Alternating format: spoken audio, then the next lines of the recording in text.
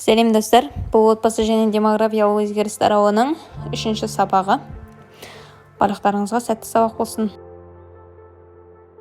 Бұл отбасы тәрбиесінің бала дамуында алатын орны деген тақырыпшаны түсіне алуымыз үшін біз ішіндегі осы тақырыпшаға берілген тапсырмаларды, мәтіндерді оқуымыз шарт.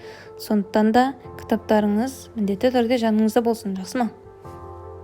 Ал енді сабағымызға келек. Кезекті саластың бірі. Бұл кезекте саласта 3 жалғаулық болады екен. Бірде, біресе, кейде. Мысалы, бірде Али сабақ оқиды, бірде сабақ оқымай қалады.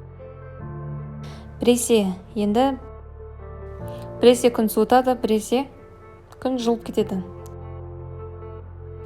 Кейде Анелия зумда видеокамера қосады, кейде қоспайды деген сияқты.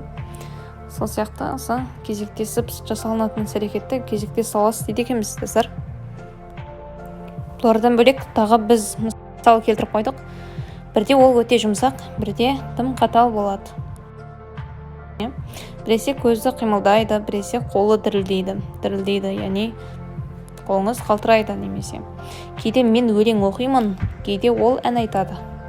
Кезектесіп жасалынатын әрекет жалпы. Және достар, енді 160-ші беттегі 15-ші аудио мәтінге назар аударайық.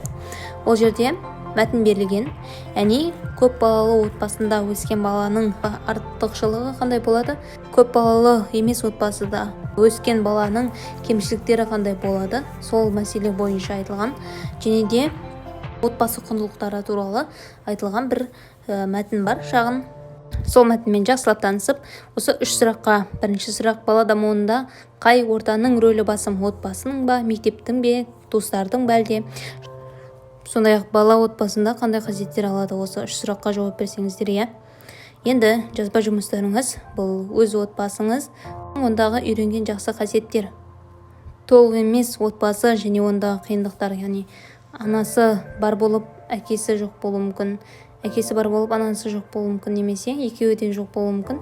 Сондағы баланың тартар қиындықтары туралы жазба жұмыс келтірсеңіздер. Бұл сіздердің келесі сабаққа дайын болып келу керек. Тапсырмаларыңыз жақсы ма? Және достар, 62-ші бетте қызық 6-шы тапсырма бар, мәтін бар. Бұл жерде Дүйсен туралы айтылған. Дүйсен тек қана Дүйсен емес, сондағы тағы бір 2-3 кейіпкерлер бар. Бейсен, Сейсен деген сияқты. Және де олардың Бейбіш деген анасы бар.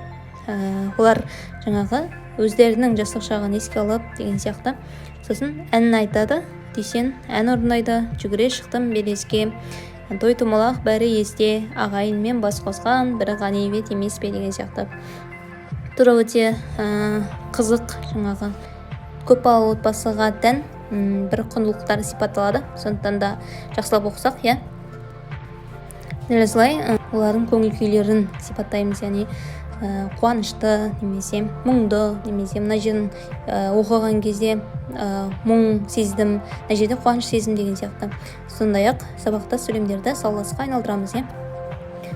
Кейбір сөйлемдерде кезекте саласқа айналдыруыңыз мүмкін. Мысалы, мен кезектеске айналдырар едім мына сөзді: ортасындағы дөңгелек сазда қас қаңқылдап, үйректер сымпылдап ұшатын.